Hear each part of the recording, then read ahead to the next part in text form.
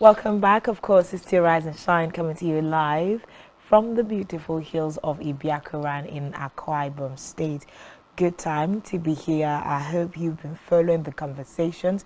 You have to like, share, comment across all our social media platforms. We also have our phone lines on the screen. You can send us a text message, send us a WhatsApp message. You can also call in to air your views about the issues we have on the floor this morning.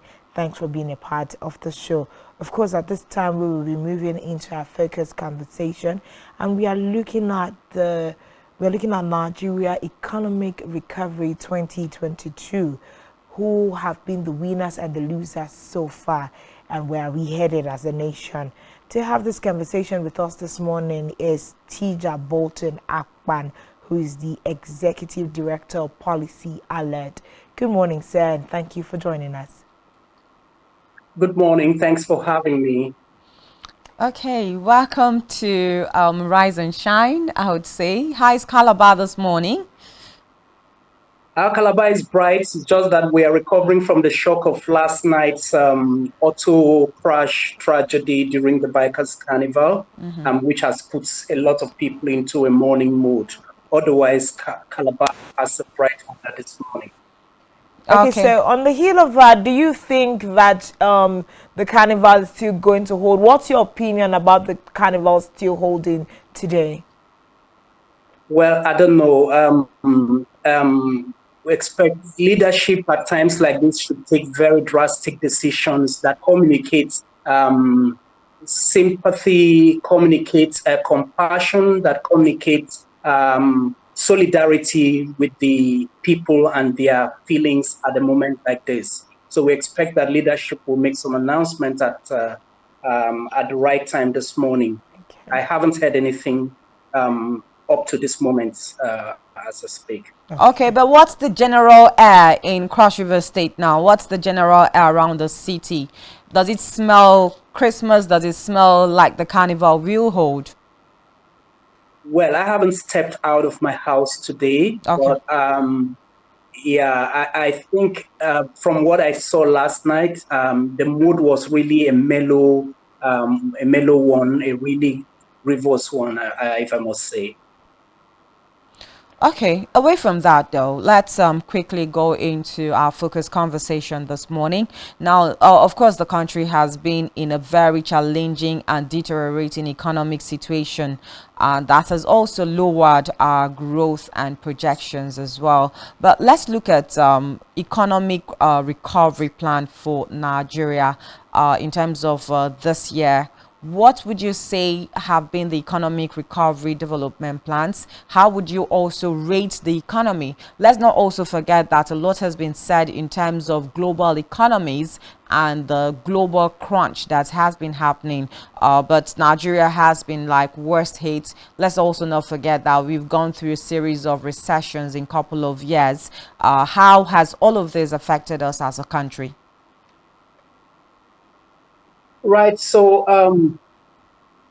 Nigeria has been through a lot in recent years, and this hasn't been a case in isolation because Nigeria operates in a global economy, and whatever happens to the rest of the world actually affects us one way or the other. So the COVID-19 pandemic, I mean, we're just coming less than 2 years from the pandemic-induced recession, which was the worst recession to hit the country in 4 decades. Remember, we had one, like you mentioned, in 2016, where we had a contraction of the economy by 1.6%. But in 2020, that contraction went to 1.8%. So that's a really big crash hit on the economy. This improved early last year. We saw the economy beginning to bounce back, and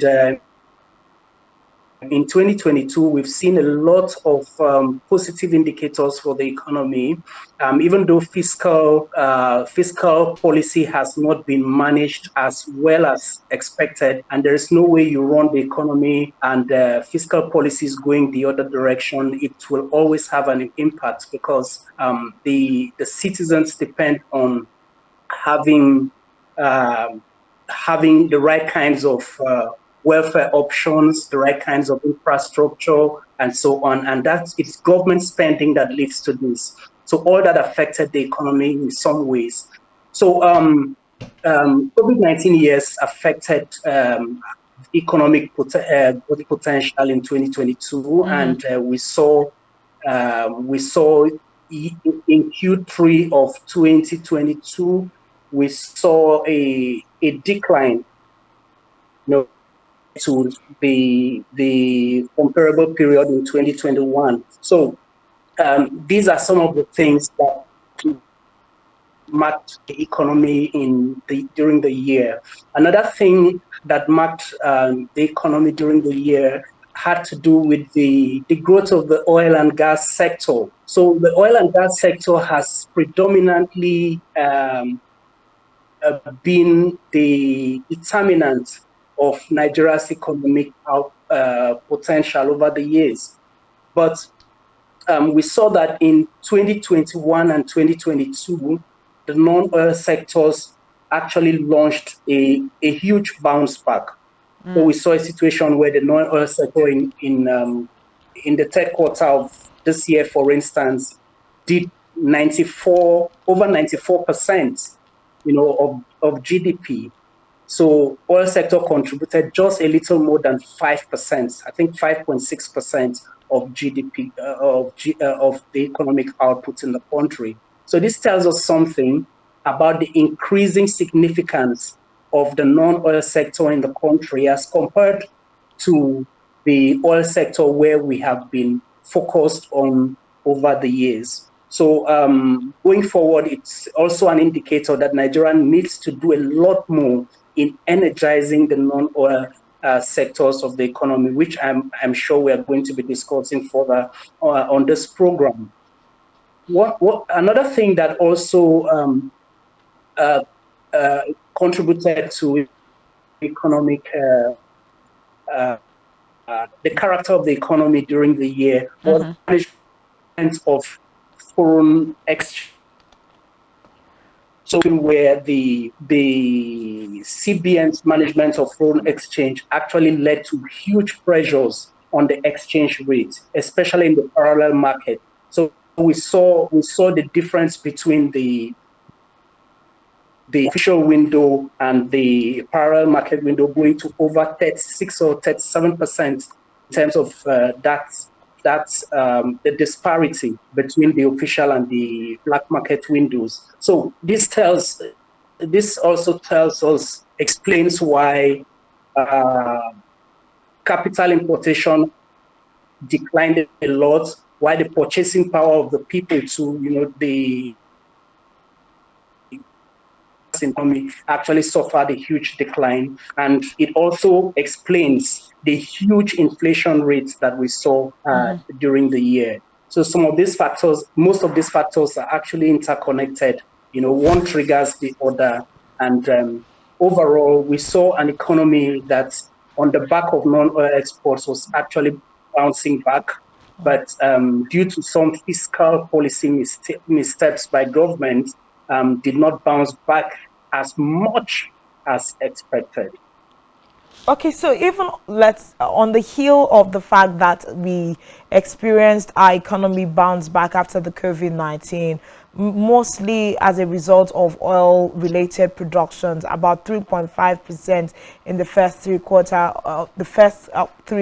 of the year 2022. But we also didn't see how this economy directly affected, you know, the lives of Nigerians. And we even have the World Bank saying, just I think at the beginning of this week, that although the Nigerian economy experienced some rebound, it is not going to affect, you know, our foresight in the coming year in terms of how well we are going to be doing with debt and other problems that we are facing as a country.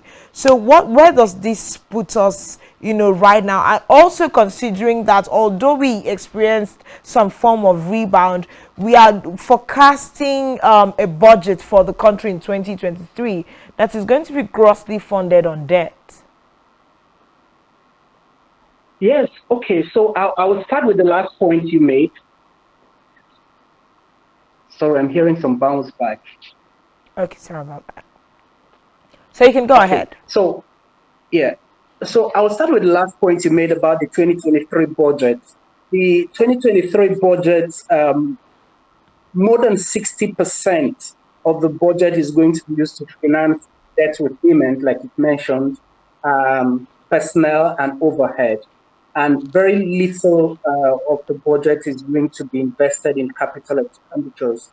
Now, to look at the priorities, you know, of the budget, it is actually very commendable that, you know, compared to 2022 and even 2021, the 2023 budget is actually deliberately investing in priority sectors of the economy, like education, like health, defense, like infrastructure, and so on. Now, now looking at the sectors comparatively, education is going to draw 10% of overall budgetary spending. That is a good move. Remember that during 2022, for the most part of the year, students of tertiary institutions were at home because of the strike. Unfortunately, what we see in the budget is that not much of that chunk of the budget will be going to financing the issues that were demanded by ASU, issues related to improving tertiary education infrastructure, improving the welfare conditions of lecturers, and so on. I think about less than 500 billion naira is earmarked for that. So this also tells us that we might have a situation where in 2023, students will have to be at home again. The lecturers will have to get back into fisticuffs with the federal government on this issue, which would be rather unfortunate. There is improved investment in health. I think 8% of the budget of the proposed budget is going to health, which is a very salutary budgetary allocation, because when you don't invest in education, healthcare, poverty reduction, these are human capital enabling sectors of the economy.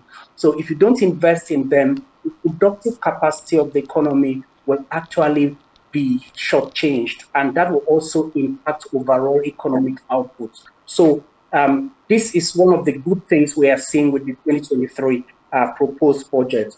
Unfortunately, infrastructure is going to be getting like 5%, and that is not very, very good, given that we have a huge infrastructure deficit, whether you're looking at the roads, you're looking at the bridges, you're looking at power sector infrastructure, in different sectors. The recent flooding actually created a huge infrastructure setback across the country, especially in states like Jigawa and Bayelsa, in fact, across the Niger Delta and certain parts of the north. So these infrastructure reversals needs to be addressed by targeted budgetary investments. So 5% for infrastructure, I don't think will make the thoughts to address these issues. However, coming to the point you made about overall economic prospects, given The rebound. the debt status of the country.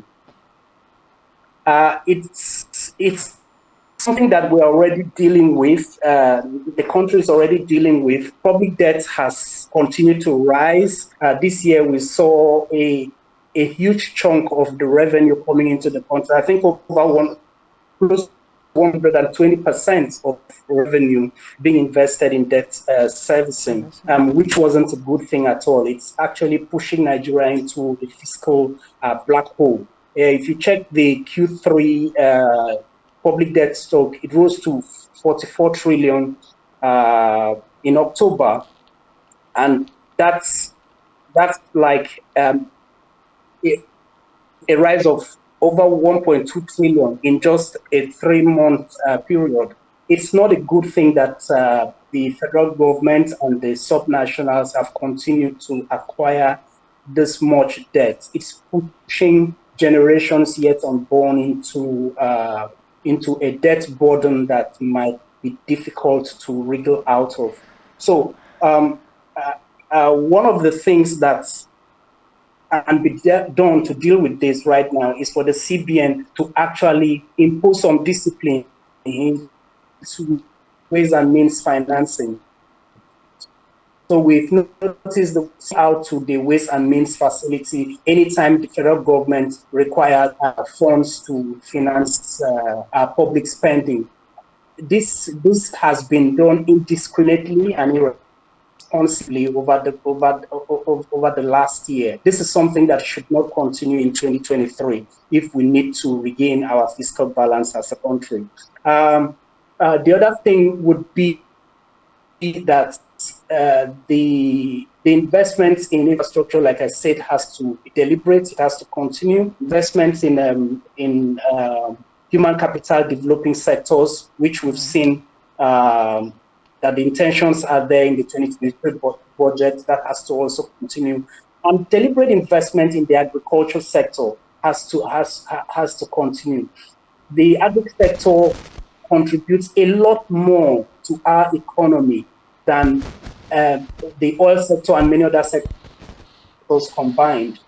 So when we leave that sector unattended, it actually shortchanges a whole lot of potential that the Nigerian economy has. This year, I think the sector contributed over 20% to GDP. So that's something that's very impressive and should be built upon. In policy terms, I think some of the policies around export promotion, around non-oil financing that the CBN is doing should be continued, but even ramped up.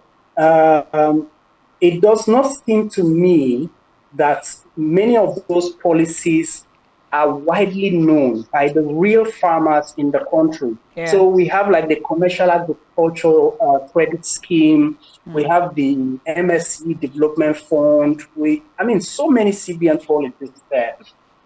And these policies are deliberately injecting funds into the SME sector, into the agricultural sector. But it appears to me that those circulating around an elite coterie of, the usual suspects, as it were. It's not flowing, it's not being democratized, it's not flowing other people who have not accessed this funds before. Okay. So the net, the access net needs to be widened so that more farmers, more SMEs can access these funds and begin to expand, their productive potential. Okay. That is something that we look forward to seeing in 2023 a lot more. Okay, I know that when it comes to funds for farmers, a lot of people have also said that there's been so much politics going on in some of these funds that are being given to farmers, to the extent that some farmers do not even have access to them.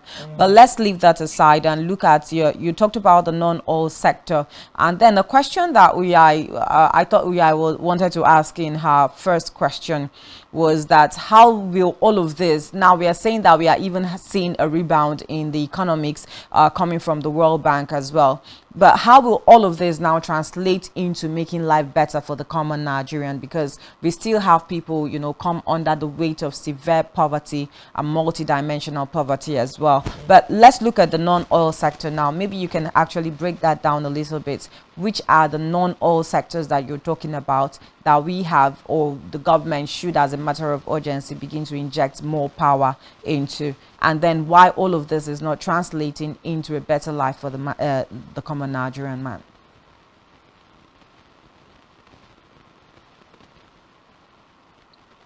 Do we still have you there? So, Okay. yes, I'm here. Hello? Yes, Please you go can ahead. Go ahead.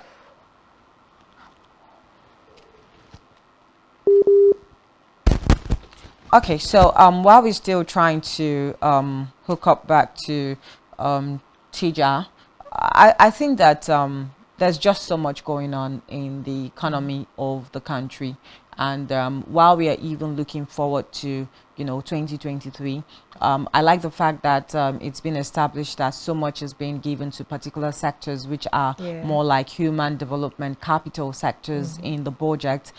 He's talked about health, he's talked about education as well. These are human capital sectors, and if that grows considerably, it has the tendency of affecting the economy positively as well. And then the issue of agriculture, I think that's one aspect that we should even take serious cognizance of, and inject a bit more power into it, so that we find out that we can begin to cultivate our own food. And then when you're even talking about cultivating our own food, how do we even begin to add extra value to this thing, so that it become exports, not to export, yes, and have that value. Thank you so much, Tija, for joining us again. But you can quickly just go through my question: how will all of this rebound in the economy translate into better living condition for the common Nigerian, coming from the heel of the fact that we are going through a multidimensional poverty in the country?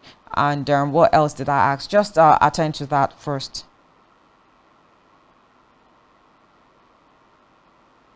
We cannot run away from the poverty figures that's staring us in the face. So we saw the other day the multi-dimensional poverty statistics that came out of the NBS: 133 million Nigerians. That's 63% of the population.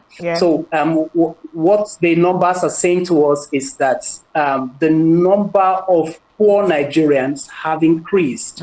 This administration came on board with the promise to, lift more than 10 million Nigerians out of poverty. What we have seen is the reverse. So many Nigerians have been driven deeper into poverty. In 2022, 35 million persons were added to the number of poor Nigerians. That is not something that can be wished away. We also saw inflation rates increasing to 21% during the year. We saw youth unemployment. That's even the worst part, because Nigeria is a predominantly youthful population. In 2015, youth unemployment was somewhere around 10, 12 or so percent, but today youth unemployment stands at 43%. So these are the issues that face the ordinary Nigerian. The regular citizen on the street is faced by the need to purchase food, which is going higher than his or her capacity to pay. The absence of safety nets. These are things that Nigerians have to deal with. So going away from the broader economy, because when you talk about the GDP growth rates, you are looking at economic output, at the macro level. But in terms of the micro level, how this affects the pockets and the welfare of people on a day-to-day basis, we have seen that growth has not translated to improved welfare. Growth has not really translated, to even when Nigeria had very impressive growth, 10, 12 years ago, when the around 2013, 2012, 2013, when growth rate was really impressive, we did not see that growth rate translating to improved development outcomes for citizens at a micro level. Not to talk about now when the GDP is not even doing well. So there has always been a disconnect between growth and development outcomes, at that basic level. This is something that the government can do more about by delinking economic policy from the current overemphasis on petroleum sector. Okay. During the year, we saw in August, rather 2021, the PIA was passed, and in the year that followed, that is in 2022, we have seen a lot of motion, a lot of movement around reforms in the oil and gas sector. Yes, that's fine. This is a sector that has been basically unreformed for over 2 decades. However, the emphasis on the oil and gas sector seems to be blind to the energy transition that is happening globally. So around the world right now, economies are deliberately decoupling, from fossil fuel dependency and moving to embrace.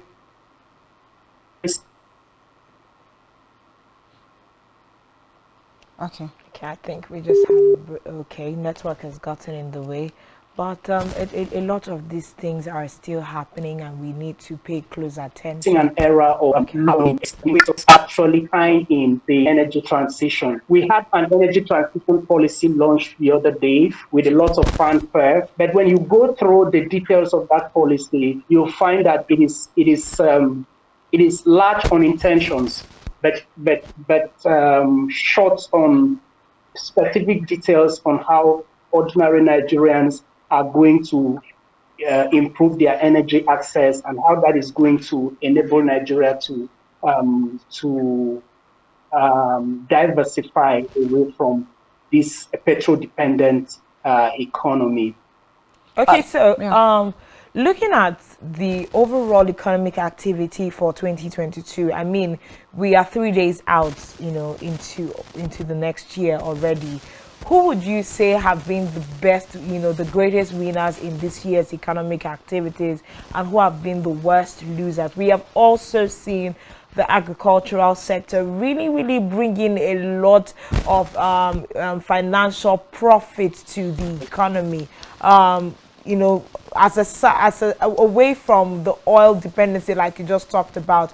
Oil has not been doing so good. Nigeria has barely been able to keep up with the OPEC quota the entire year.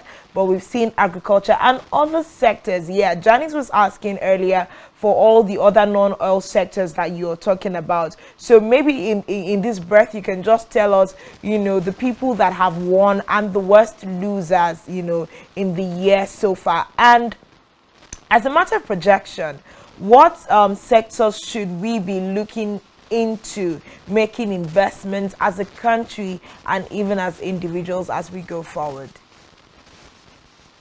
Okay, so in terms of winners, I would say that the corrupt elites of the country were still the winners. They have maintained the trophy in 2022. These are the people who steal the country's oil.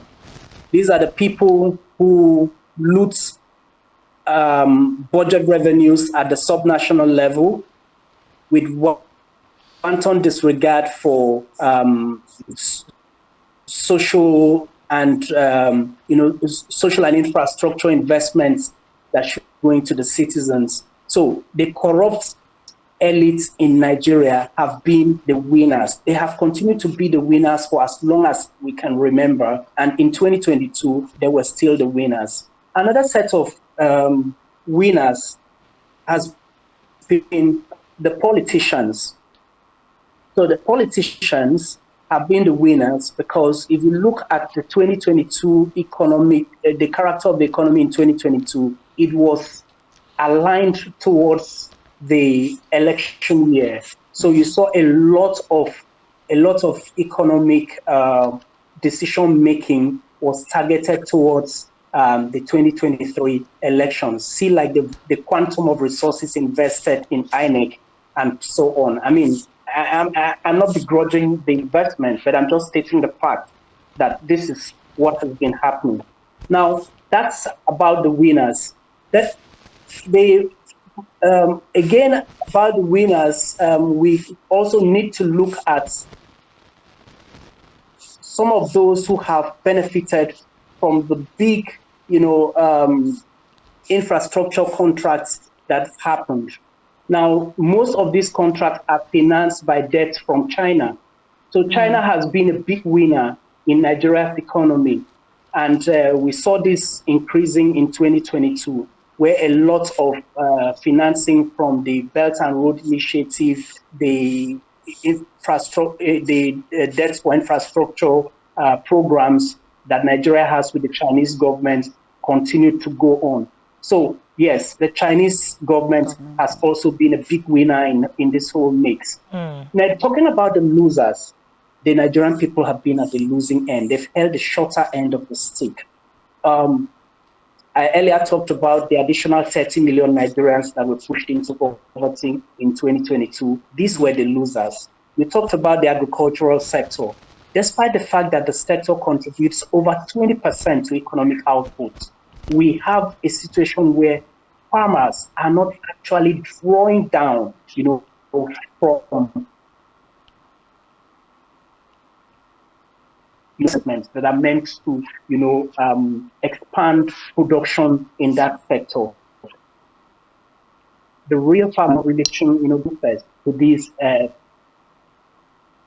policy development sources. So these were the losers. We also had mentioned earlier that young people, the character of Nigeria's population is predominantly young. By 2050, Nigeria is going to have the highest youth population in the world. What does that say?